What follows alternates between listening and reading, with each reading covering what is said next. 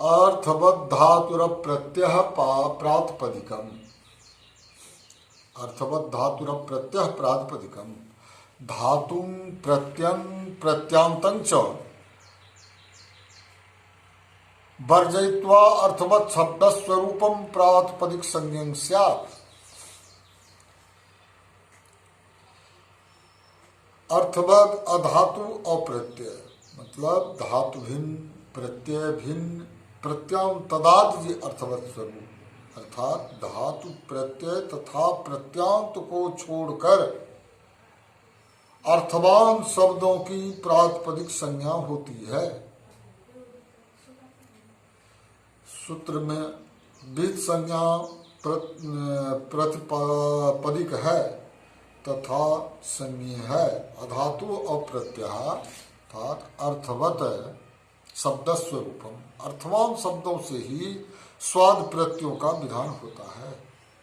उनके द्वारा निष्पन्न शब्द स्वंत पद कहलाते हैं। इस तरह प्रातिपदिक संज्ञा होने में सर्वप्रथम अर्थवान शब्द अपेक्षित है। अर्थः अस्य अस्ति इति अर्थवान यह संज्ञा शब्दों का मूल रूप माना जाता है। इन सार्थक शब्द के साथ विभक्तियां लगती है। इन्हीं सार्थक शब्दों के साथ विभक्तियां लगती है। अर्थवान शब्द धातु के अतिरिक्त होने चाहिए। अतः अहन में नो लोप नहीं होता। वे शब्द प्रत्यय भिन्न भी हो। अतः रामेशु में सुप का प्रातिपदिक संज्ञा न होने के कारण पुनः औत्सर्गिक एक वचन आने पर सु में खत्व का सात पदाद्योह से निषेध नहीं होता। इसके साथ ही वे प्रत्यांत भिन्न भी हों। अन्यथा हरिषु आदि स्थलों में प्रत्यांत समुदाय की प्रातिपदिक संज्ञा होने पर सुपो धातु प्रतिपदिकयोः से सु का लोप हो जाता। पद कृतद्धित समासा कृतद्धितांतो समासाश्च प्रातिपदिक संज्ञासु पूर्व सूत्रेण सिद्धे समास ग्रहण नियमार्थम जत्र संघाते पूर्वो भाग पदंतस् चेत भवति तर्हि समासस्यैव तेन वाक्यस्य न। व्युत्पत्ति पक्ष में प्रातिपदिक संज्ञा का निर्वचन किया जा रहा है। कृत प्रत्यांत तद्धित प्रत्यांत तथा समास को भी प्रातिपदिक संज्ञा होती है। पहले सूत्र में सिद्ध होने पर भी यहाँ समास ग्रहण नियम के लिए है। जिस शब्द समूह में पूर्व भाग पद रहे तो उसकी प्रातिपदिक संज्ञा समास में ही होती है। इस नियम से वाक्य की प्रातिपदिक संज्ञा नहीं होती। यहाँ भी संज्ञा प्रातिपदिक है तथा संज्ञी कृतद्धित समास संज्ञा का बोध पूर्व सूत्र से अनुवृत्ति में आए पद प्रातिपदिकम से होता है। पूर्व सूत्र के कारण कृत और तद्धित में तदंत विधि होती है। कारण यह है कि कृत तथा तद्धित कृत तथा तद्धित दोनों ही प्रत्यय होने के कारण स्वतः अर्थवान नहीं है। समास स्वतः अर्थवान है। तदनुसार सूत्र का अर्थ होता है कृदंत तद्धितांत एवं समासांत समास कृत तद्धितश्च समासश्च इति कृत तद्धित समासाः भी प्रातिपदिक संज्ञक होते हैं। कृत और तद्धित प्रत्यय अतः कृतांत और तद्धितांत शब्दों के पहले सूत्र से प्रातिपदिक संज्ञा प्राप्त नहीं रही। इस हेतु यहाँ पृथक विधान किया गया है। दूसरा, समास के स्वतः अर्थवान होने के कारण समास के स्वतः अर्थवान होने के कारण पूर्व सूत्र से यथा नियम प्रातिपदिक संज्ञा की प्राप्ति होने पर इस सूत्र से विधान करने में विशेष प्रयोजन है। समास के स्वतः अर्थवान होने के कारण पूर्व सूत्र से यथा नियम प्रातिपदिक संज्ञा की प्राप्ति होने पर इस सूत्र से विधान करने में विशेष प्रयोजन है। इस हेतु समास पद यहाँ नियामक है। तदनुसार नियम का स्वरूप इस प्रकार है। जिस शब्द समुदाय के पूर्व तथा उत्तर भाग स्वतंत्र रूप से प्रयोग के योग्य हो, तो ऐसी स्थिति में समास युक्त पदों को ही प्रातिपदिक संज्ञा होती है। इस नियम से वाक्य आदि को प्रातिपदिक संज्ञा नहीं होती। वाक्य की प्रातिपदिक संज्ञा होने पर उसके पश्चात आने वाली विभक्तियों का सुपो धातु प्रातिपदिकयोः से लोप हो जाने पर पुनः उसे एक पद मानना पड़ता। इस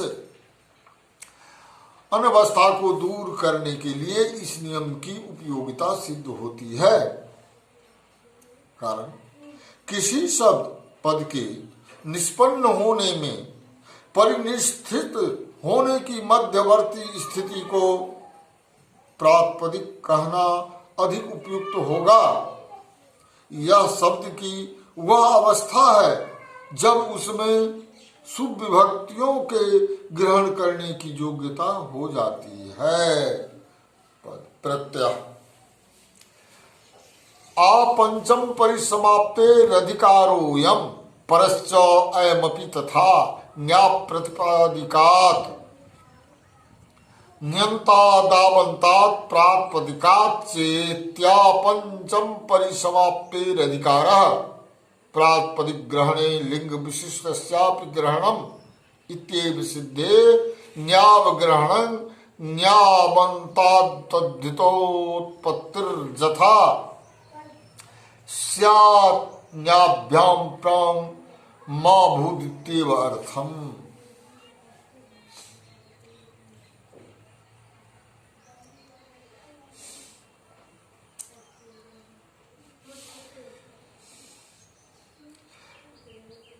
प्रत्यय पंचम अध्याय की समाप्ति तक इसका अधिकार है। प्रत्यय का शुभ विभक्तियों के प्रत्यय होने में प्रमाणभूत प्रत्यय अधिकार का प्रभाव बतलाया जा रहा है।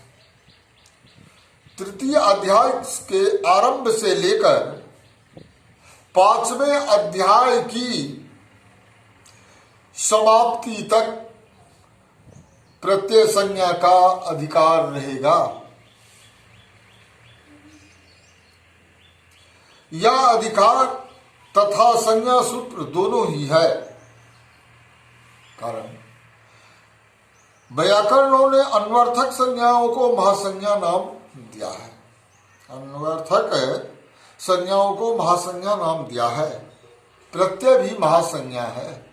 इसके अनुसार विभिन्न प्रत्यय अपने अपने प्रकृतिवाचक शब्दों के बोधक होते हैं। तो इसके अनुसार विभिन्न प्रत्यय अपने अपने प्रकृतिवाचक शब्दों के बोधक होते हैं। प्रत्यय शब्द की व्युत्पत्ति भी इसी अर्थ की सूचक है। प्रत्यायति इति प्रत्ययः अथवा प्रत्यायते इति प्रत्ययः। पद पर अनुवृत्ति प्रत्यय परिभाषा अधिकार शुद्ध यह भी वैसा है। प्रत्येक स्थिति के विषय में नियम बतलाया गया है।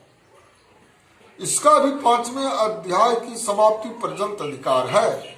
यह संदेह उपस्थित होता है कि प्रत्यय की स्थिति प्रकृतिवाचक शब्द के पूर्व में, मध्य में या पर कहाँ हो। इसका निराकरण करने के लिए यह नियम करता है कि प्रत्यय की स्थिति प्रकृति के पश्चात ही रहता है। प्रत्यय की स्थिति प्रकृति के पश्चात ही रहता है। अतः सूत्रार्थ यह है कि जिसकी प्रत्यय संज्ञा की गई है वह जिससे विधान किया जाए उससे परे होता है। कहीं कहीं प्रत्ययों में इस नियम का अपवाद भी दिखलाई पड़ता है। ऐसे स्थलों में पाणिनि ने विशेष यत्न द्वारा पूर्व अथवा मध्य में होने का सूत्र में ही निर्देश कर दिया है। जैसे विवाकासुपो बहुखू पुरस्तात् तु सूत्र से बहुत प्रत्यय की स्थिति प्रकृति के पूर्व रहती है। बहुपटु ऐसे ही अव्यय सर्वनाम नामचक प्राक्ते सूत्र से विधीयमान अकच प्रत्यय अव्यय तथा सर्वनाम शब्दों की टी के पूर्व पहले स्थित रहता है। चक्के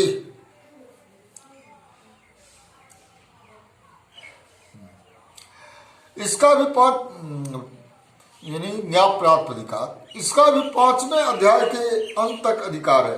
तदनुसार इस सूत्र के अनंतर 5वें अध्याय तक कहे हुए प्रत्यय न्यंत आवंत तथा प्रातिपदिक से हुआ करेंगे।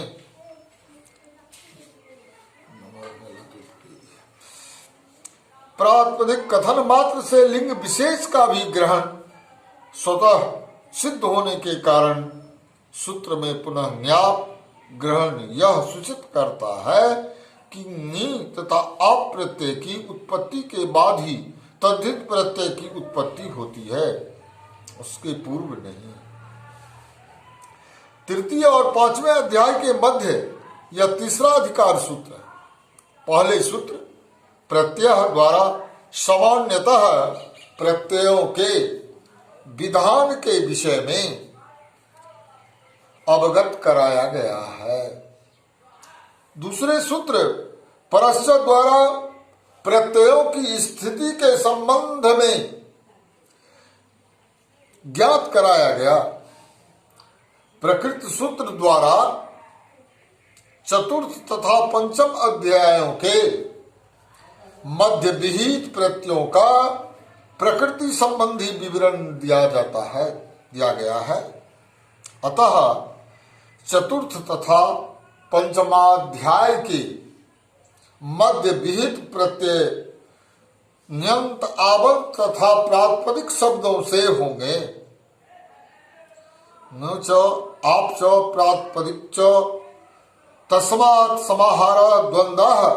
इन प्रत्ययों से पूर्व रहने वाली प्रकृति का विवरण 3 शब्दों द्वारा सूचित किया गया है। नी स्त्री प्रत्यय के 3 इकारांत प्रत्यय निख निप और निन है। अब स्त्री प्रत्यय के 3 अकारांत प्रत्यय टाप डाप तथा चाप स्वीकृत है। प्रातिपदिक अर्थवान शब्द एवं कृदंत धितांत तथा समास युक्त शब्दों का ग्रहण होता है।